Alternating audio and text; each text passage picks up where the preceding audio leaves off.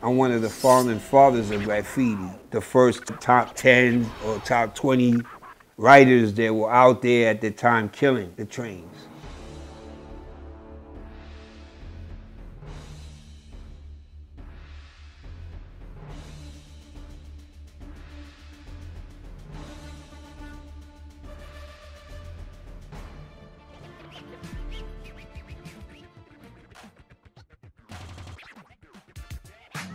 It all began tagging in the neighborhoods, also marking my territories when I was in the space. And then later on, when I got into graffiti, I was doing mostly like neighborhoods, the walls, the handball courts, and the parks, tagging them up.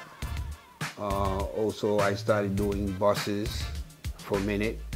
My brother Cool Breeze was the one that kind of inspired me to come out to the trains. Like, he said, yo, I think that's a better look. It's better to put it on the train than on a bus or anywhere else, you know, because everyone will see it. The neighborhoods were like really tore up, I mean, from the floor up. It was really tore up. It looked like a burnt out Bronx, you know, like I said. The landlords would pay dope fiends off the streets, or anybody that could get off the streets and pay them some money to go burn down the building so they can collect the insurance off of them.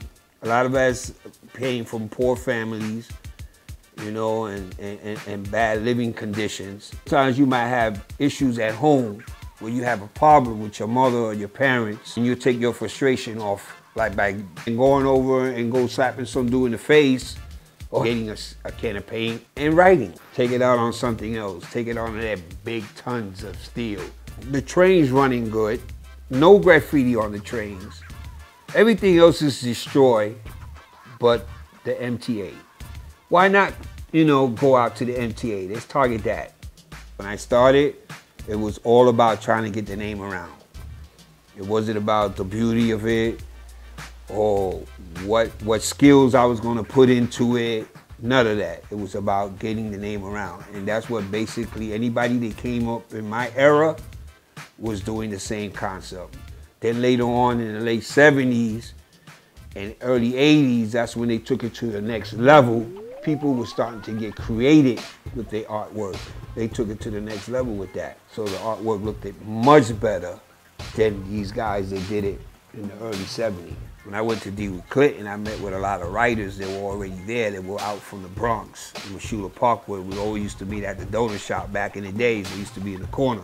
You had all the train yards in that area. You know, the Washula Parkway, you know, the train yard. You had underneath the Tracy Towers, you had another layup tunnel there. So we used to, like, sometimes when we cut classes, play hooky from school, we were already sitting there making plans for the night, when to meet and how to meet, and we can get together.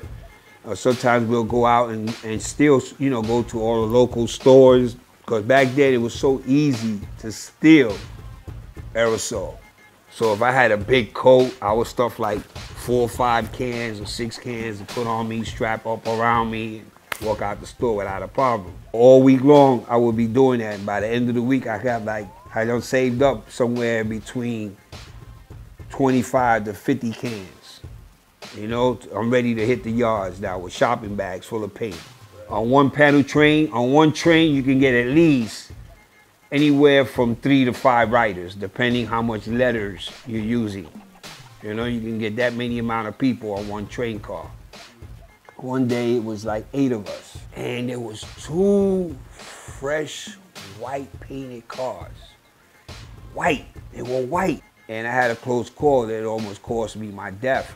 You know, the dudes that work on the train were out there that day. One of them saw that we were out there, and he called for the police, you know, the transit police, to come. And when he called for them, everybody started running to the gate, and my thing was to duck. And instead of me running with the rest of the guys to the fence to get out, I called myself ducking underneath the train, and I slipped, my foot slipped and barely touched the 3rd rail. And when I touched the 3rd rail, that bounced me into one of the boxes underneath the train.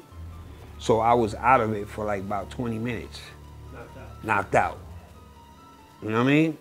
So that was like a wake-up call for me. It was a close call not to ever do that again. Yeah, I'm doing this on a professional level. It's not no hide and see type thing, you know. I mean, you know, trying to accomplish myself and doing something. I already done made a name for myself. You know, I paved the way for other artists to do what they're doing today. You know, I am where I am, and it is what it is, and I've been doing this for a long time. You know, and I love this. I love graffiti.